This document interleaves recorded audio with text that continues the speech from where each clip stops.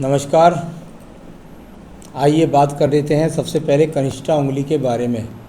कनिष्ठा उंगली ज्ञान के हिसाब से ठीक है, भाषा शैली के हिसाब से ठीक है, परंतु जीवन में अच्छी स्थिरता के लिए, जीवन में एक रूपता बनाने के लिए कनिष्ठा उंगली का सूर्य के पहले कट तक होना अनिवार्य है।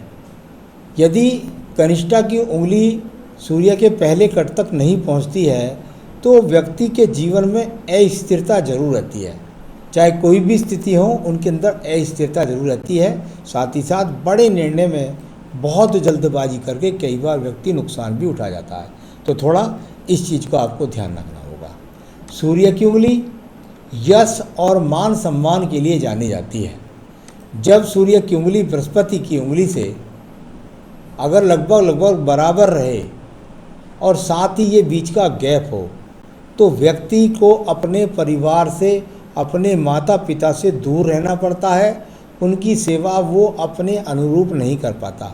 भाई बहनों के साथ भी औसत संबंध रहते हैं। जहाँ तक यश सम्मान पिता का है, वो अपना अच्छे स्तर का सम्मान पिता का भी होता है और अपना सम्मान भी व्यक्ति ठीक प्रकार का बहुत, मैं यहाँ ऐसा कोई नहीं बता रहा हूँ कि कोई बहुत बड़ा अधिकारी बन जाए या बहुत बड़े कोई एमपी एमएलए बन जाए, ऐसा योग यहाँ पर नहीं दिख रहा। अब बात करेंगे यहाँ आपकी शनि की उंगली की। शनि की उंगली में कहीं भी कोई टर्न लेने वाला पॉइंट नहीं है। जब उंगली थोड़ी सी मुड़ी हुई ना हो तो ऐसा व्यक्ति शारीरिक श्रम जो होता है उसका कम होता है। और कुल मिलाकर के इस यहाँ पर ऐसा भी कोई चिन्ह नहीं है कि आपका कोई पैसा ले लेगा तो आपको लौटाएगा नहीं, क्योंकि ऐसा व्यक्ति पैसा देता ही नहीं है किसी को। तो साथ ही साथ देता है तो बहुत एग्रीमेंट करके देता है। किसी भी प्रकार के रोग के चिन्ह भी अभी इस उंगली के ऊपर मौजूद नहीं है। अब बृहस्पति की उंगली बात कर लेता हूँ। थोड़ा सा गैप ऊपर से हट करके बृहस्पति की उंगली, इस प्रकार का व्यक्ति कुछ अपने आप में ऐसा कह सकते हैं, अभिमानी कह दीजिए, स्वाभिमानी कह दीजिए, इस तरीके का जब इस तरह का होता है तो यहाँ कुल मिलाकर के नीचे जो छिद्र है इसका फल तो होता है नीचे वाले का कि धन आने से पहले ठिकाने लगाने वाला व्यक्ति होता है। साथ ही साथ ऊपर वाला गैप जो होता है ये थोड़ा सा पत्नी के साथ संबंधों में थोड़ा मधुरता को कम करता है। यहीं कहीं ना कहीं पति के बीच में खटाव बने रहते हैं। तो ये इस प्रकार का, और ऊपर से सीधी उंगली खड़ी हो तो मैं बता ही चुका आपको कि व्यक्ति कुछ स्वाभिमानी कह सकते हैं, अभिमानी कह सकते हैं, इस तरह के स्वभाव का होता है। छोटे तबके के लोगों को ज़्यादा मुंह नहीं लगाता। अब बात करूंगा आपके पास सीधे बुध पर्वत की। बुध पर्वत और इस पर जब ये खड़ी रेखाएं हो जाएं तो व्यक्ति के पास स्थिति कुछ भी क्यों ना सही, हमेशा धन के आगमन बने रहते हैं। यानी कि धन के आगमन बने रहने के लिए यहाँ दूसरे हाथ में आपके अच्छी खासी रेखाएं खड़ी हैं, तो ये अपने आप में वो सिंबल हैं जो आपको धन के आगमन बनाए रखते हैं। साथ ही साथ संतान का सुख सहयोग भी प्राप्त होता है। आइए यश के पर्व की बात कर लेता हूँ। यश का पर्व सूर्य है और सूर्य के पर्व पर इस हाथ में तो कोई रेखा दिखलाई नहीं दी, सिर्फ ये खड़ी हुई रेखाएं हों यदि और सूर्य पर्वत को देख रही हों तो व्यक्ति के जीवन में बार बार स्थान परिवर्तन कह सकते हैं, बार बार ट्रैवलिंग बहुत ज़्यादा हो जाती है व्यक्ति के जीवन के अंदर। साथ ही साथ राज्य सरकार की नौकरी का सहयोग नहीं मिलता। तो यहाँ इस प्रकार की ट्रैवलिंग्स की ज़्यादा ये रेखा यहाँ पर मौजूद हैं। अब मैं बात करूँगा आपके शनि पर्व के बाद में शनि पर्व की। शनि का पर्व धन के पर्व के रूप में जाने जाने वाला पर्व, और यहाँ से खड़ी हुई रेखाएं, कई रेखाएं हैं जो यहाँ देख रही हैं आपके सीधा सीधा शनि पर्व को। लेकिन जब कोई आड़ी रेखाएं दो काट देती हैं तो ये ऐसा समझ लीजिए कि व्यक्ति के पास अंत समय तक धन तो होता है, लेकिन धन इतना बढ़िया नहीं होता कि उसको वो खुल करके बखेर सके। यानी कि अपने खर्च का धन अच्छा खासा व्यक्ति के पास और अपना सम्मान बचाने वाला धन व्यक्ति के पास में होता है। अब बात करूँगा इसके बाद में आपके बृहस्पति के पर्व की। बृहस्पति का पर्व कुछ छोटा हो जाता है, जब यहाँ छोटा हो गया थोड़ा सा पर्व, और ये रेखा यहाँ जाकर के मंगल पर्व से शनि पर्व को, यानी कि टेक्निकल कार्यों से या बुद्धि की योग्यता से धन कमाना, साथ ही साथ अपने जीवन के अंदर निश्चित रूप से व्यक्ति ऐसा अपना मकान भी बना पाता है। तो ये अपने आप में अनुकूलता है, लेकिन पत्नी के साथ थोड़ा संबंधों में खटास है। आइए अब दूसरे बात कर लेता हूँ। यहाँ पर थोड़ा इस तरह उदय होकर के कुछ दीप सा बना करके, कुछ रस्सी सी बना करके चलने वाली ये रेखा, और यहाँ जाकर के एक मंगल से टकराने वाली रेखा का संबंध भी बना। तो यानी कि मैंने बताया था कि कुल मिलाकर पत्नी के साथ संबंधों में कुछ आपको ध्यान रखना होगा। ये 2 रेखाएं जो हैं ये पत्नी से थोड़ा संबंधों में, कोई तलाक पलाक की कोई बात नहीं, लेकिन पत्नी से तू मैं के रिश्ते बने रहते हैं। हृदय रेखा में कहीं कोई उतनी बड़ी बीमारी नहीं है कि आप कोई मन में कोई बहुत ज़्यादा बात छिपा पाते हो, ऐसा कुछ नहीं है। अब बात करूँगा इसके बाद में सीधा सीधा आपके मंगल पर्व की।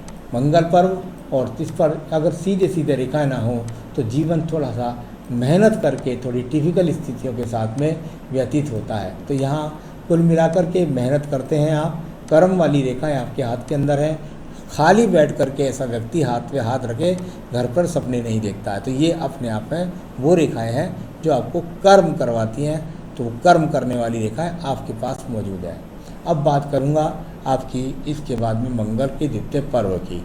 द्वितीय का मंगल पर्व, और यहाँ ये इस प्रकार से रेखाएं सहयोगात्मक रूप से कह सकता हूँ, ये बुद्धि रेखा से निकल कर के आगे बढ़ रही हैं। यानी कि नौकरी के द्वारा ही जीवन के अंदर तरक्की प्राप्त करना। कोई झगड़ा, कोई झंझट, कोई मुकदमा यहाँ पर नज़र नहीं आ रहा। तो झगड़ा, झंझट, मुकदमा यहाँ पर कुछ भी नज़र नहीं आ रहा। बुद्धि रेखा की बात करूँगा। बुद्धि रेखा अनुकूलता के साथ चल करके थोड़ा मोटी है, तो थोड़ा सा जीवन में परेशानी भी है, और देख रही है चंद्र पर्वत को। यानी दूर स्थानों से जुड़े बगैर आपके जीवन में तरक्की नहीं, और कुल मिलाकर कोई भी मानसिक स्ट्रेस यहाँ पर नज़र नहीं आ रही। अब मैं इसके बाद बात करता हूँ सीधा सीधा चंद्र पर्वत की। चंद्र पर्वत का मोटा सा सूत्र है हस्तरेखा में। जब चंद्र पर्वत से निकलने वाली रेखा का संबंध और आपकी भाग्य रेखा के साथ बन जाए, या शुक्र पर्व से निकल कर के रेखा चंद्र पर्वत को देखने लगे, तो व्यक्ति दूर स्थानों से जुड़ करके धन कमाता है। तो यहाँ दूर स्थानों से जुड़ करके एक रेखा देख रही है बुध पर्वत की तरफ, तो दूर स्थानों से जुड़ करके धन कमाने की ये रेखाओं के रूप में जानी जाती हैं। अब चलते हैं इसके बाद आपके सीधा सीधा। तो व्यापारिक रेखा कोई यहाँ मजबूती के साथ मुझे यहाँ पर नज़र नहीं आई। हो सकता है आपके जीवन में बाद में व्यापारिक रेखा मजबूत बन जाए, लेकिन अभी यहाँ पर किसी व्यापार में इन्वेस्टमेंट नहीं करें। इस प्रकार का यहाँ पर अभी कोई योग नहीं है। जो कर चुके हैं बस वहीं रखिए, इससे आगे मत बढ़िए। अब बात करते हैं यहाँ पर आपकी भाग्य रेखा की। भाग्य रेखा और चंद्र पर्वत से निकल करके भाग्य रेखा का संबंध जब जाकर के आपके सीधा सीधा धन पर्व की तरफ देखने लगे, और कुछ रेखाएं और सहयोगात्मक रूप से हल्की हल्की राहु पर्वत से भी खड़ी हों। राहु पर्वत से आपके पास हल्की हल्की काफ़ी रेखा खड़ी हैं, तो उनका संबंध और इस रेखा का बारे में अब मैं आपके सवाल लेता हूँ। जॉब स्टेटस आने वाले मंथ में कैसा? इस समय आपकी 43 की एज है, यानी कि 43वें वर्ष में आपकी इस समय आयु चल रही है। और ये रेखा जो यहाँ पे थोड़ा सा नीचे काट रही है, इसके थोड़ा सा और ऊपर को, यहाँ आपका लगभग बन रहा है 43वां वर्ष। यानी कह सकते हैं आप कि अभी यानी लगभग अगस्त के बाद में आपको ऐसी अपॉर्चुनिटी आएगी, या कुछ ना कुछ ऐसा होगा जिसकी वजह से आपको जॉब का परिवर्तन करना पड़ेगा। यानी कि थोड़ा सा आपको परेशानी का सामना करना पड़ेगा अपने जीवन के अंदर, और कुछ जॉब में यहाँ कुछ उठा पटक का सीन नज़र आ रहा है आने महीने में, ख़ास तौर से अगस्त के बाद। बच्चों की लाइफ, एक बेटी है 8 साल की और 2 बेटे हैं 5 साल और 1.5 साल के। देखिए, आप मुझे अपना हस्तरेखा दिखला रहे हैं, आपके हाथ से सिर्फ मैं ये जान बता सकता हूँ कि बच्चों का सहयोग आपको मिलेगा। बच्चों का कैरियर बच्चों की जन्मपत्री के द्वारा ही दिखलाया जाएगा, तो उनकी जन्मपत्री आप भेज सकते हैं और उनके द्वारा हम बच्चों का आपको भविष्य बता सकते हैं, क्योंकि छोटे हैं इसलिए हस्तरेखा उनकी नहीं देख सकते। पत्नी के साथ संबंध कैसे रहेंगे? बिल्कुल प्रॉब्लम वाले रहेंगे, इसमें कोई शक नहीं है, लेकिन तलाक की स्थितियाँ कहीं भी मौजूद नहीं हैं। अब इसके बाद बात करता हूँ मेरी माँ और भैया भाभी और एक भतीजा 11 साल का उनका। वही बात मैं फिर कह रहा हूँ कि मैं आपका हाथ देख रहा हूँ, भैया भाभी का हाथ आपके हाथ से नहीं। उनसे संबंधों की जहाँ तक बात थी, वो मैंने शनि और सूर्य की उंगली के बीच का जो फल बताया था कि व्यक्ति सेवा नहीं कर पाता या संबंध सही रूप से बना नहीं पाता तो सामान्य किस्म के रहेंगे।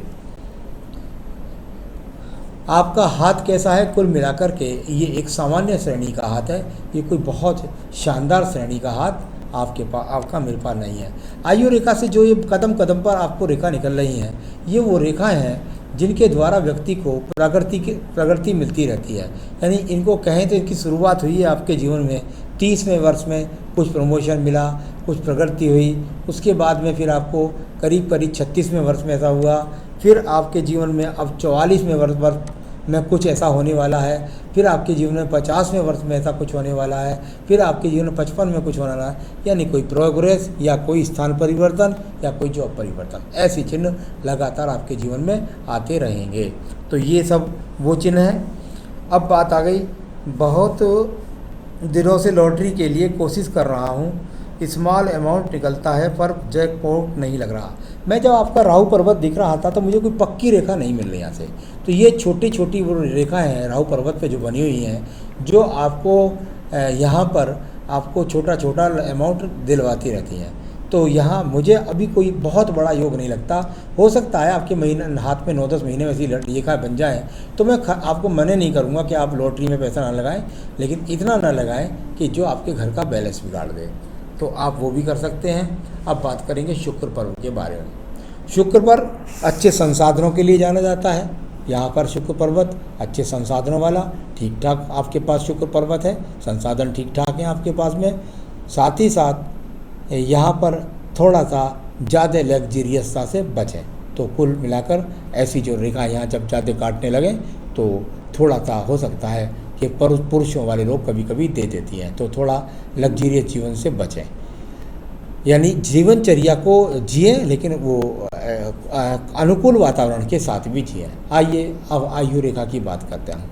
आयु रेखा यहाँ से निकलती हुई और बिल्कुल जाकर के मैं कह सकता हूँ 75-76 वर्ष की आयु रेखा भी है। ये दूसरी रेखा जो निकल करके आपकी आयु रेखा में मिल रही है, ऐसा व्यक्ति अपनी काफ़ी बातों को अपने मन में छुपा कर रह जाता है, ऐसा कह सकते हैं। अब आज यहाँ संतान रेखा आपने 3 बताई हैं, बिल्कुल स्पष्ट 3 संतान रेखा यहाँ पर चमक भी रही है और उनका सहयोग भी आपको मिलेगा। तो सारी चीज़ें बताई, सारे पर्वत, सारी रेखाओं, सब सवालों का जवाब मैंने आपको दिया है। अब मैं बताने वाला हूँ आपको कि आप क्या पहने, कौन सा रतन आपका बनता है जिससे आपको जीवन में प्रगति आपकी बनी रहे। तो चलिए, एक फायर ओपल इस उंगली के अंदर पहन सकते हैं आप चाहें तो हमसे मंगवा सकते हैं, हम आपके स्थान तक पहुंचा भी सकते हैं। तो एक फायर ओपल पहनना है। साथ ही साथ अपनी पूजा में आपको प्रतिदिन सिद्ध कुंजी का स्रोत है एक, आप उसको पढ़ें और साथ ही साथ देवी कवच पढ़ें। ये दोनों के दोनों लिंक पे आपको दे दूंगा। उनको लिंकों को आप कैसे पूजा करते हैं, किस तरह से उनका फल मिलता है, ये मैं उसमें बता करके आपको लिंक भी भेज रहा हूँ। नमस्कार।